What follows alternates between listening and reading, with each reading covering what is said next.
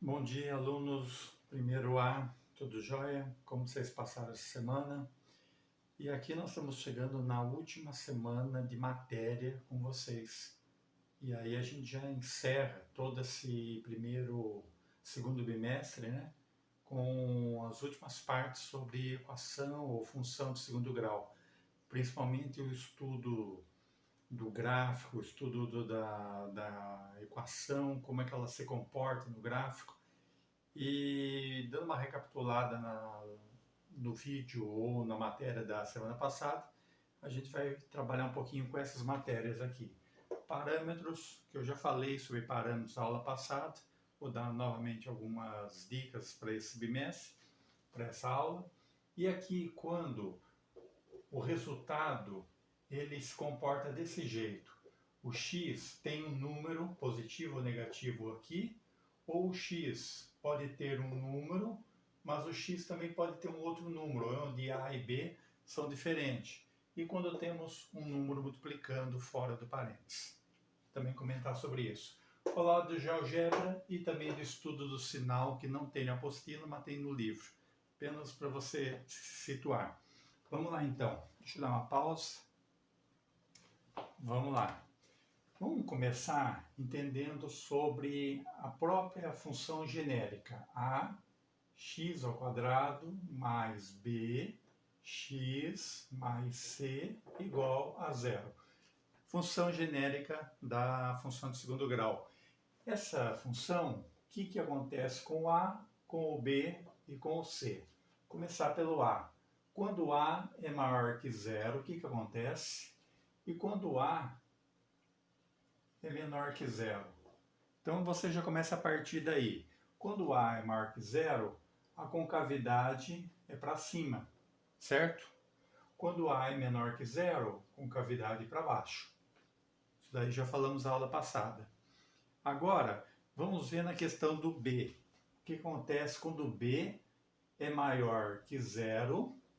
Aí você tem duas situações. Quando o A é maior que zero e quando o A é menor que zero. Deixa eu colocar o B um pouquinho do lado. Então, vamos considerar o B maior que zero. Quando o A é maior que zero, o que acontece? Concavidade é para cima. E no caso do B, o Y ele vai estar passando da metade para cada parábola. Então, essa parte da parábola, você vai ver que está subindo em relação ao eixo Y. Certo? No outro lado, quando o A é menor que zero, mas o B é maior que zero. Mesma coisa, a concavidade está para baixo e você vai ver que o Y, o eixo Y, vai estar passando aqui e novamente a setinha aponta que está tendo um crescimento quando corta o eixo Y. Aqui também cresce, aqui também cresce. Isso para B maior que zero. Quando B é menor que zero, acontece o contrário. Concavidade no A maior que zero é para cima, só que o eixo Y está do outro lado. E aí você vai ver que a setinha está descendo. Aqui mesma coisa. Você vai ter a concavidade para baixo e o eixo Y vai estar desse lado. E a setinha vai estar descendo em relação ao eixo Y. E quando B é igual a zero? Se o B for igual a zero, a concavidade é para cima, o eixo Y está passando exatamente no meio e não tem nem setinha para a direita nem para a esquerda, está exatamente no centro. Se a concavidade for para baixo porque o A é menor que zero, mesma coisa, o Y está exatamente no meio das duas partes simétricas em relação ao gráfico. Está metade de um lado, metade do outro. Então, o que a gente percebe? Que o B desloca o gráfico para a direita ou para a esquerda de acordo com o valor dele. Se ele for igual a zero, fica exatamente no meio. Então, quando o B é maior, desloca-se para a esquerda. Está vendo que está a maior parte da esquerda. Quando o B é menor, está para a direita. Certo? Então, o B é maior, desloca-se para a esquerda. O B menor desloca-se para a direita. E por último, a letra C. C, ele determina exatamente aonde o gráfico está passando no eixo Y. É simples, só isso. O valor que ele assume é o valor que corta o eixo Y, seja com cavidade para cima ou para baixo. Aqui é a letra C. Então é bem prático de olhar. A primeira letra que você olha é a letra C.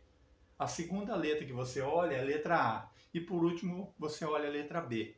A B, então, é um pouquinho mais complexa, tem várias maneiras de interpretar. Então você olha ela por último. Olha a letra C, que é mais fácil, a letra A, que é a segunda mais fácil, e deixa por último a letra B. Perfeito? Deixa eu dar uma pausa.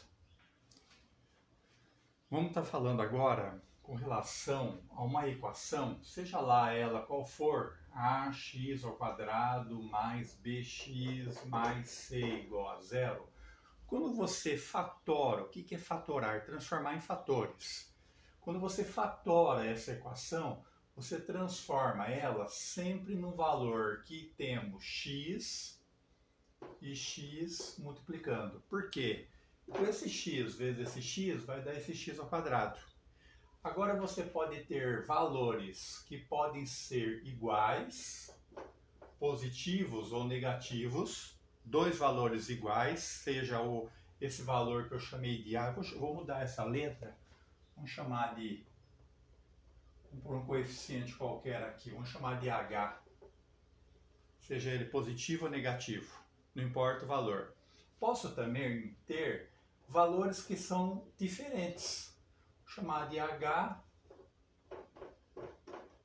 e vou chamar de G, qualquer letra. Então eu tenho valores diferentes, onde o H é diferente do G. Esses dois números são diferentes.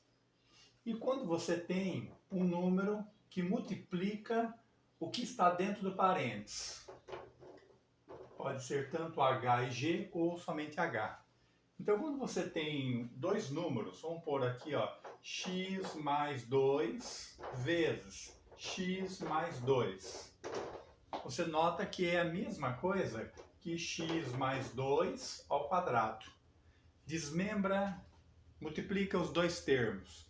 X vezes x, x ao quadrado. X vezes 2, 2x. 2x, 2 vezes x, 2x. E 2 vezes 2, 4. Por isso que no produtos notáveis, isso aqui é um produto notável, que os dois números se repetem. A gente usa a expressão quadrado do primeiro termo ao quadrado, mais, porque é mais, duas vezes. Tá vendo que são duas vezes? O primeiro vezes o segundo. Então eu posso pôr quadrado do primeiro duas vezes o primeiro vezes o segundo. Então é 2x vezes 2. 2 vezes 2 vai dar 4x. Portanto, duas vezes x vezes 2 vai dar 4x. Eu posso fazer direto. E por último, quadrado do segundo. 2 ao quadrado é 4.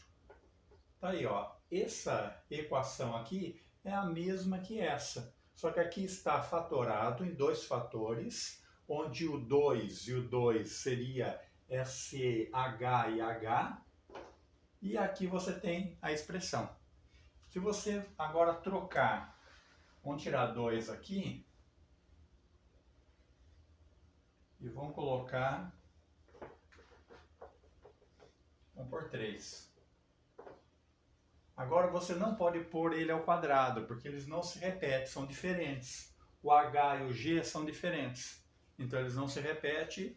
O H é diferente do G, portanto, eles não vão ter o número x mais algum número ao quadrado. É simplesmente assim.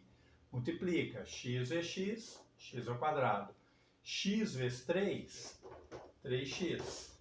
2 vezes x, 2x. 2 vezes 3, 6. Aqui você percebe que não deu dois números iguais. Portanto, esse aqui não é um produto notável. O anterior era porque os dois números eram iguais. Aqui você simplesmente soma x ao quadrado, 3 mais 2, 5x mais 6. E aí você tem novamente uma equação do segundo grau e aqui a sua fatoração. Então esse número e esse número são os mesmos que você pode ter. E daí você já pode até começar a pensar no gráfico dela. Você teria que realizar o Bhaskara para achar as raízes, ver se tem uma ou duas linhas, pelo delta, se ele for maior que zero, ele vai ter duas raízes distintas, ou seja, x' é diferente de x2'. Se o delta for menor que zero, não vai ter raiz, portanto a solução é o conjunto vazio, não vai ter raízes reais. E se o delta for igual a zero, vai ter apenas uma raiz, ou x' é igual a x2'. Então, dependendo do delta, você vai poder montar o gráfico. Sem saber o valor de delta, você sabe que o A aqui é positivo, o B é positivo, portanto, o gráfico em relação ao eixo Y, ele está mais para o lado esquerdo. Por que eu falo isso? Porque a parte, quando é positiva, o gráfico se comporta mais do lado esquerdo e, portanto, é crescente essa parte aqui. E o 6 é onde corta o eixo Y. Nem fiz o gráfico, mas eu sei que mais ou menos vai ser isso aqui. Falta só achar as raízes para saber aonde ela corta no eixo Y.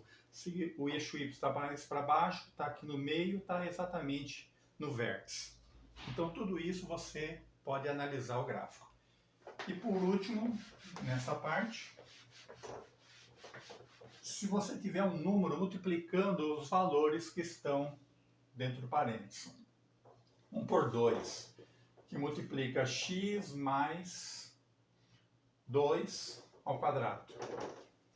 Então eu vou desmembrar isso aqui, 2 vezes x mais 2, x mais 2. Vou até colocar um colchete para separar aqui. Primeiro faz o que está dentro do colchete.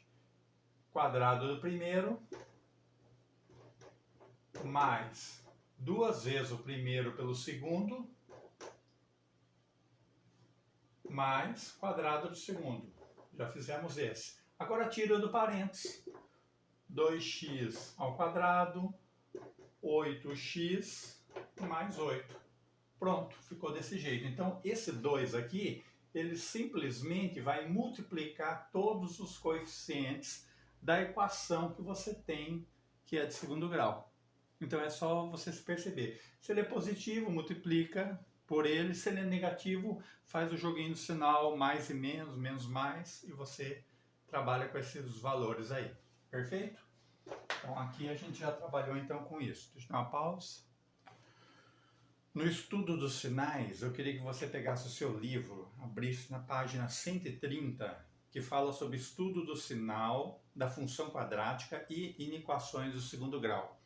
Vou apenas explicar essa questão de estudos do sinal, mas eu gostaria que você desse uma lida nas páginas que estão aí, da 130 em diante. Primeiro, quando você monta um gráfico do segundo grau, é uma parábola. Se o eixo X estiver cortando aqui, você vai perceber que em relação ao eixo Y, vou pôr o eixo Y aqui, não sei se ele está passando aqui nessa parábola, vamos supor. Tudo que estiver para cima é positivo, tudo que estiver para baixo é negativo em relação ao zero, por o zero bem aqui no meio. Então no eixo Y a resposta é positiva ou é negativa. Então na parábola, todos os valores que atingem o gráfico estão para cima nesse ponto. Para cá estão para baixo. E para cá volta a estar para cima. Então ela tem duas partes. Uma parte é positiva e outra parte negativa. Então toda vez que a gente for representar esse gráfico, a gente vai usar um que a gente chama de dispositivo prático. A gente simboliza apenas o eixo X, coloca a parábola e sabe que aqui é positivo e aqui é negativo, certo? Vou dar um exemplo para a gente trabalhar com isso. Muito bem. Eu vou pegar um exemplo que está no livro, que é a letra B, está no exemplo da página 132. Tem essa equação do segundo grau. Você nota que o valor do A é menos 1, o valor do B ele não aparece, é 0, e o valor do C é 9. Quando aparecer esse tipo de equação, eu posso fazer muito bem por Bhaskara e chegar nos valores das raízes, ou posso fazer ela através de igualar essa equação a zero e trabalhar com os valores que você tem. Vou dar um exemplo aqui, ó. Menos x ao quadrado mais 9 igual a zero. Passa o menos x, que é negativo, para cá, ele fica positivo. Certo? Agora o quadrado é potência, volta e vira raiz. Então fica uma raiz quadrada de 9, positiva, negativa, e o x ele pode ser 3 ou menos 3. Então eu achei as raízes. Não precisei fazer por Bhaskara, é bem mais rápido por esse método. No livro está por Bhaskara, então você já sabe ali. Então, o que dá para a gente fazer? No estudo dos sinais aqui, você vai perceber que a nossa parábola ela tem concavidade para baixo, porque o A é negativo. Então eu vou começar a fazer meu dispositivo prático. O X é o ponto de equilíbrio. Eu sei que a parábola vai passar por aqui. Eu sei que as raízes são menos 3, porque eu já achei elas aqui, e mais 3. Existe uma parte para cima que é positiva e duas para baixo que são negativas. E ele me fala ainda, eu não quero interpretar por onde ele passa no eixo Y. Para mim não interessa nesse momento. Está ótimo desse jeito. O que eu quero interpretar é essa inequação. Toda vez que aparecer esse símbolo de maior igual, maior, menor igual, menor ou até diferente, todos eles são chamados de inequação. Eu não estou dizendo que essa equação é igual a zero, estou dizendo que ela é maior ou igual, ela pode assumir valores maiores. Ele está perguntando sobre isso. Quando que essa equação é maior ou igual a zero? Se eu estou falando que ela é maior, eu vou pensar sempre no mais, maior. Então, em relação ao eixo Y, essa parte aqui tem as setinhas todas para cima, então são maiores. Eu quero saber isso daqui, ó. Todos os valores que estão entre menos 3 e 3, setinhas são todas para cima, então ela é maior. Então é assim que eu vou interpretar uma inequação. Eu não tenho como afirmar igual e unicamente um número. Eu posso supor qualquer número que esteja entre menos 3 e 3. Como que eu vou representar isso? Portanto, a função de x, ela é, igual, ó, já pus errado. Ela é maior ou igual a zero, porque acabei de ver aqui. Se fosse menor ou igual, eu utilizaria essa parte aqui e essa parte aqui. Mas ele está dizendo que é maior, então só me interessa quem é mais. Então eu vou responder dessa forma como está no seu livro. Solução. Eu tenho qualquer x dentro dos números reais, tá o quê? É uma condição. Então qualquer número que eu pôr aqui pode ser qualquer número dentro dos reais. Desde que esse x ele esteja entre dois valores, 3 e menos 3. E aí eu fecho. Então, se eu tiver esse x dentro desses valores, desse parâmetro aqui, entre 3 e menos 3, qualquer valor desse, vou ter a equação maior que zero. Qualquer valor que eu chutar para x, eu vou estar tendo um resultado maior ou igual a zero. Posso colocar também desse jeito aqui, ó, colocando os valores dentro de colchete. Seria um intervalo também adotado. Ou assim ou assim. O melhor é desse jeito aqui. Mas podemos aceitá-los aqui também. Tudo bem? Deixa eu dar uma pausa para terminar.